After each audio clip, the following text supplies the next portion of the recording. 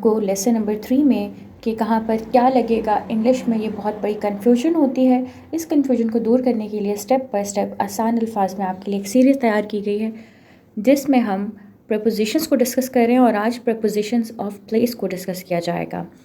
कि आपके सामने जैसे कि पिक्चर है, हम बहुत कंफ्यूज होते हैं, अबव कहाँ लगेगा, ऑन कहाँ लगेगा, अंडर कहाँ होगा और बिलो कहाँ होगा। इस तरह की बहुत सारी कंफ्यूजिंग चीज़ें होती हैं जिसको आज की वीडियो में हम रिजॉल्व करेंगे। तो चलते हैं वीडियो की तरफ। प्रपोजिशन, जैसे कि हम थोड़ा सा रिफ्लेक्ट बैक करेंगे, प्रपोजिशन क्या होती है। प्रपोजिशन किसी भी बोलने वाले या लिखने वाले को अलाउ करती है कि दो अलग चीज़ों के दरमियान में एक लिंक को बयान कर सके, उनके दरमियान क्या ताल्लुक है उसको बयान कर सके। प्रपोजिशन की टाइप्स को हम डिस्कस कर लेते हैं जो हमने लास्ट टाइम भी पढ़ी थी। Preposition of time, preposition of place, preposition of movement, preposition of manner, preposition of measure, possession, source, instrument और एजेंट। ये चंद नुमाया या प्रोमिनेंट प्रपोजिशंस हैं जिनको हम लोगों ने डिस्कस करना है सीरीज़ में, क्योंकि यहाँ पर बहुत ज़्यादा कन्फ्यूजन होती है। प्रपोजिशन ऑफ टाइम के बारे में आप लोगों ने देखा, अगर आपने अभी तक नहीं देखा तो लेसन नंबर 1 जो प्रपोजिशंस का है उसको जाके ज़रूर देखें। उसमें ज़्यादातर कन्फ्यूजन को दूर किया गया कि एट टाइम कब होगा और इन टाइम कब होगा। मतलब हम कंफ्यूज होते हैं, एट लगेगा, इन लगेगा। तो इस तरह की कन्फ्यूजन्स को हम लोगों ने लेसन नंबर 1 में डिस्कस किया था। और आज हम डिस्कस करने वाले हैं प्रपोजिशन ऑफ प्लेस, यानी कि जगह से रिलेटेड प्रपोजिशंस। इसकी डेफिनेशन क्या होती है? प्रपोजिशन ऑफ प्लेस की डेफिनेशन होती है, it describes the position of a person or thing in relation to other person or the thing. जैसे आपके सामने यहाँ पर एक जार बना हुआ है, अब कोई चीज़ ऊपर है तो उसको कहेंगे ऑन है, कोई चीज़ अंदर है तो इन है। यानी कि हम इस जार की रिलेशनशिप में इसको बयान करेंगे कि जार से इस चीज़ का फासला जो है या इस चीज़ का जो डिस्टेंस है, इस चीज़ की जो पोजीशन है वो इस चीज़ की निस्बत कहाँ पर है। इसको मज़ीद डेप्थ में समझने के लिए हम चलते हैं वीडियो की तरफ। प्रपोजिशंस ऑफ प्लेस में on, above, over, in front of, beside, below, under, behind, ये सब यूज़ होते हैं। ठीक है, और इसको हम देख लेते हैं कि किस किस तरह से इनको इस्तेमाल करना है। सबसे पहले है ऑन। ऑन को समझ लिया, ऑन आपने कब कहना है। जैसे there is an apple on the table. On तब कहते हैं जब कोई चीज़ किसी दूसरी चीज़ की सरफेस पे होती है। सरफेस क्या होता है? ये वाला ऊपर वाला जगह, उसको टच कर रही होती है, उसके कॉन्टैक्ट में होती है। अब देखें ये जो एप्पल है ये कॉन्टैक्ट में है, मतलब अब जब सेब आप किसी टेबल पर रखेंगे तो उसको टच कर रहा होगा।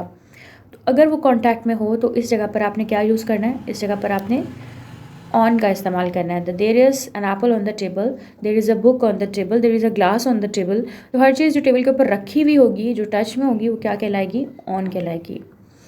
उसके बाद जो नेक्स्ट हमारे पास प्रपोजिशन है दैट इज़ अबव। अब ऑन और अबव लगता है एक जैसी हैं लेकिन ये अलग हैं। अबव ये होती है कि अबव किसी चीज़ के ऊपर होना किसी चीज़ के ऊपर, लेकिन बीच में क्या होना? गैप होना। आप देख सकते हैं यहाँ पे क्लियरली कि यहाँ पे गैप है। ठीक है, तो there is an apple above the table. ठीक है, तो इसमें आप नीचे कमेंट बॉक्स में बताएं अबव की कोई एग्जांपल, ताकि आपको फर्दर क्लैरिटी हो कि अबव को हम डेली लाइफ में और किस तरह इस्तेमाल कर सकते हैं, ताकि ऑन और अबव के जो डिफरेंस है उसमें हम कोई कन्फ्यूजन हमें ना हो। उसके बाद चलते हैं नेक्स्ट उसकी तरफ, जो कि है ओवर। देखिए अब ये भी उसी कैटेगरी का है, ओवर भी पर। देखिए ऑन, अबव, ओवर, इन तीनों का मतलब उर्दू में पर ही होता है। उर्दू में सिंपल वर्ड है पर, हम कह देते हैं, यानी उस पर रखा हुआ है, उस पर से जा रहा है, उस पर है। तो अब ये जो ओवर है, इंग्लिश में ओवर अलग है, अबव अलग है और ऑन अलग है। ओवर कहाँ पर यूज़ होता है उसको गौर से समझिएगा, ये हो सकता है आपके लिए थोड़ा समझना ट्रिकी हो, चैलेंजिंग हो, लेकिन इसको ये देखें, ओवर कहते हैं जब कोई भी चीज़, देखिए मैं आपके सामने ड्रॉ करने की कोशिश करती हूँ। लेट्स से अगर ये हमारे सामने एक चीज़ है, कोई चीज़ अगर यहाँ से मतलब नीचे की पोजीशन से ऊपर इधर जाती है और फिर वापस नीचे की तरफ जाती है, ठीक है, तो ऐसी यानी कि इस तरह से ऊपर, नीचे से ऊपर, ऊपर से मतलब फिर कह लेंगे नीचे से फ्रॉम डाउन साइड, ये अप साइड गई किसी चीज़ की और फिर दोबारा डाउन साइड गई, तो ऐसी चीज़ को कहते हैं ओवर। इसको क्या कहते हैं? ओवर। इसलिए आपने देखा होगा जैसे एक बच्चा है वो खेल रहा है और यहाँ पे बहुत से ब्लॉक्स पड़े हुए हैं, तो बच्चा अगर छलांग लगाता है तो इधर से छलांग लगा के इधर जाता है तो हम कहते हैं he jumped over the blocks. Jump के साथ आपने देखा होगा ओवर का हम अक्सर इस्तेमाल करते हैं। तो एक जगह से दूसरी जगह, ये थोड़ी कन्फ्यूजिंग है और इस पर आपको इंटरनेट पे बहुत तरह का मटेरियल मिलेगा जो कन्फ्यूजिंग भी है। ठीक है, अब जैसे मैं आपको बताती हूँ, तो इसमें ये ज़रूरी नहीं कि जो कॉन्टैक्ट में हो, यानी कि ये जो ऑब्जेक्ट है इसके साथ कॉन्टैक्ट में हो दूसरा पर्सन, लेकिन वो उसके ऊपर से गुजरता है, उसके ऊपर से चीज़ गुजरती है। तो जब कोई चीज़ ऊपर से गुजरती है तो उसको हम ओवर की सेंस में यूज़ करेंगे। आपके सामने यहाँ तस्वीर में एक कार्टन रखा हुआ है जिसके अंदर हम चीज़ें डाल सकते हैं। अगर इस कार्टन के ऊपर मैं स्कॉच टेप रैप करूँ तो यूँ यूँ जाके यूँ रैप करूँगी तो देखें ये है ना ओवर एंड ओवर अगेन ऐसे ही हो रहा है ना। तो मैं इसके लिए क्या कह सकती हूँ, I wrapped a sheet over the carton. I wrapped a sheet over the carton. मैंने कार्टन के ऊपर लपेटी या ऊपर से गुजारना। ठीक हो गया। होपफुली ओवर, अबव और ऑन के कॉन्सेप्ट में आप क्लियर हैं, बिल्कुल क्लियर हैं। अब हम चलेंगे बिहाइंड की तरफ। बिहाइंड कहते हैं किसी चीज़ के पीछे होना। बिहाइंड तब यूज़ होगा जब आगे भी कोई चीज़ हो और आगे के पीछे भी कोई चीज़ हो। अब देखिए यहाँ पर जो एग्जांपल दी गई है, the prisoner is behind the bars. अब ये जो प्रिजनर अंदर खड़ा हुआ है ये बार्स के क्या है, पीछे है। कोई चीज़ अगर किसी चीज़ के पीछे रखी होगी तो उसके लिए हम क्या यूज़ करते हैं, पीछे के लिए क्या यूज़ करते हैं, हम बिहाइंड यूज़ करते हैं। ठीक है। द प्रिजनर यानी कैदी जो है वो सलाखों के पीछे है। इन फ्रंट ऑफ, दोबारा इसको देख लेते हैं। इन फ्रंट ऑफ बिहाइंड का उल्टा है। बिहाइंड मतलब पीछे होना, इन फ्रंट ऑफ मतलब आगे होना। He is in front of her, ये जो लड़का है इस लड़की के फ्रंट में खड़ा हुआ है तो हम इसको इंग्लिश में कैसे कहते हैं, he is in front of her. अब देखें शी इज़ बिहाइंड हिम, यहाँ पे she is standing behind him. ठीक है, यानी कि लड़की उसके पीछे खड़ी हुई है। Very simple, hopefully this is clear. अब हम आ जाते हैं बिलो और अंडर पर। बिलो और अंडर पर भी वैसे तो वाइडली अंडर ही यूज़ कर लेते हैं लोग, तो अंडर कॉमनली बिल्कुल इसको सही समझा जाता है। जहाँ समझ ना आ रही हो तो अंडर का लफ्ज़ इस्तेमाल कर लें, वो ज़्यादा यूज कैपेसिटी में यूज़ होता है और मोस्टली वो ठीक होता है। बिलो जो है वो थोड़ा सा ट्रिकी है। बिलो यूज़ करते हैं बेसिकली जब हम दो चीज़ों का कंपैरिजन कर रहे होते हैं। अगर एक चीज़ हायर लेवल पर और एक चीज़ लोअर लेवल पर है और हम कह रहे हैं कि that thing is below that thing. जैसे कि इस एग्जाम्पल में अगर आप देखें तो आप देखेंगे कि the river flows below the bridge, यानी कि ब्रिज ऊपर से गुजर रहा है और रिवर का जो लेवल है वो क्या है, नीचे है। रिवर का लेवल क्या है, नीचे है। तो जब हम दो चीज़ों के लेवल्स को नाप रहे होते हैं, मेजर कर रहे होते हैं, उसको कंपेयर कर रहे होते हैं, ठीक है, तो उसके लिए हम क्या कहते हैं, उसके लिए हम क्या यूज़ करते हैं, बिलो का लफ्ज़ इस्तेमाल करते हैं। हमेशा याद रखिएगा। अब इसको मज़ीद क्लैरिटी आपको कब आएगी, अगली स्लाइड में, जहाँ पर हम डिस्कस करेंगे अंडर को। देखिए अंडर का मतलब भी नीचे होता है, बिलो का मतलब भी नीचे होता है, लेकिन अंडर का मतलब जो नीचे होता है उसका मतलब इसलिए नीचे होता है कि देखें अब ये अंडर का मतलब है कि कोई चीज़ है जिसकी फुल मतलब पोजेशन में कोई चीज़ उसके अंदर है, तो कहते हैं ना अंडर कंट्रोल ऑफ समवन। ठीक है, किसी के बिल्कुल कंट्रोल में होना। तो ये देखिए अब ये टेबल है, इसके नीचे ये डॉग है। ठीक है, तो उसको हम क्या कहेंगे, the dog is under the table. Table के अंडर है, टेबल के नीचे है। लेकिन जो बिलो है, अब दोबारा समझें, बिलो के लिए ज़रूरी नहीं कि जो चीज़ नीचे हो वो उसके बिल्कुल कह लें कि नीचे हो। फॉर एग्ज़ाम्पल इसी एग्ज़ाम्पल में हम देखते हैं, अगर ये डॉग यहाँ ना बैठा होता, ये डॉग यहाँ बैठा होता, तो हम फिर भी क्या कहते, the dog is below the table. Table के नीचे है। अब टेबल के अंदर तो नहीं था वो, अंडर तो नहीं था, लेकिन टेबल के नीचे था, टेबल से नीचे था। देखिए ये टेबल का लेवल है और ये डॉग का लेवल है। ठीक हो गया।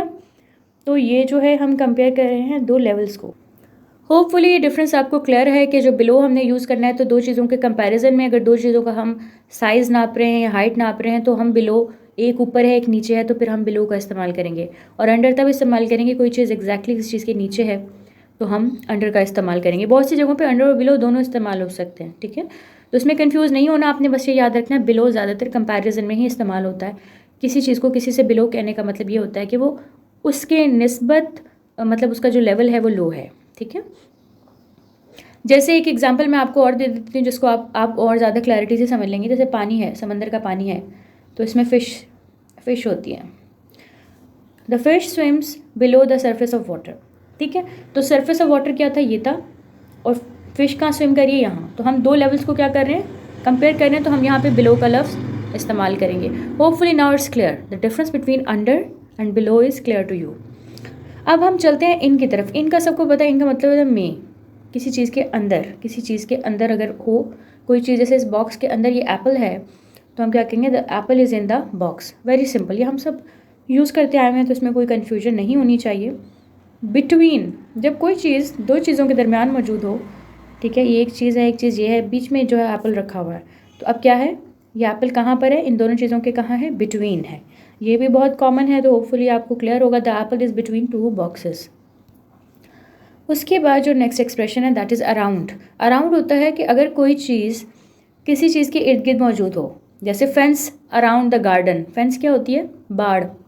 फेंस होती है ना, पार्क्स के इर्द गिर्द फेंस होती है, बाड़ लगाई जाती है, तो वो क्या होती है? पार्क को घेरे हुए होती है। इसी तरह यहाँ पे इस एग्जाम्पल में देखें, apples are around the box.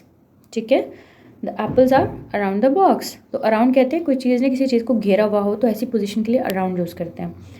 Hopefully आपको आज की जितनी भी प्रपोजिशंस थी, around, between, in, under, below, behind, in front of, over, above और ऑन, इन सब की अच्छे से समझ आई है, आपको डिफरेंस पता चला है कहाँ पे क्या इस्तेमाल होगा। अगर आपको कोई कन्फ्यूजन है तो आप नीचे कमेंट बॉक्स में पूछ सकते हैं। इसके अलावा भी बहुत ज़्यादा जो है मैं आपको बताना चाहूँगी प्रपोजिशंस हैं जो इनसे रिलेटेड होती हैं, लेकिन ये इंपॉर्टेंट है। जैसे मैं एग्जांपल आपको देना चाहूँगी, अंडर है, इसके लिए बीनीथ का वर्ड भी यूज़ हो सकता है। ठीक है, तो उसमें आपने कंफ्यूज नहीं होना, बस ये कि आपको मतलब पता होने चाहिए कि मतलब क्या है। बेसिक कन्फ्यूजन्स मैंने आपके साथ डिस्कस कर ली हैं कि अबव एग्जैक्टली कहाँ आता है, अंडर एग्जैक्टली कहाँ आता है, ऑन और अबव में क्या डिफरेंस है, ओवर में क्या डिफरेंस है। तो आपने जब भी नेक्स्ट टाइम कोई भी अपनी स्पीकिंग प्रैक्टिस करनी है या राइटिंग करनी है तो उसमें आपने इस चीज़ का ख्याल रखना है और आपने कॉन्फिडेंट रहना है। नेक्स्ट लेसन में इंशाल्लाह हम प्रपोजिशन की नेक्स्ट टाइप की तरफ यानी कि प्रपोजिशंस ऑफ मूवमेंट को डिस्कस करेंगे, जो कि बहुत अमेजिंग है, जिसमें आपकी और ज़्यादा जो है वो कह लें कि क्लैरिटी आने वाली है कि किस तरह से, अगर हम कहते हैं ही मूव्ड इनटू द रूम और ही मूव्ड इन द रूम, तो इनटू इन इस तरह की बहुत सारी कन्फ्यूजिंग वो होती हैं जिसको हमें मतलब क्लैरिटी की ज़रूरत होती है, और हमें इसके ऊपर कोई वैलिड चीज़ें नहीं मिल पाती अगर हम स्टडी भी करते हैं जाके इंटरनेट पर।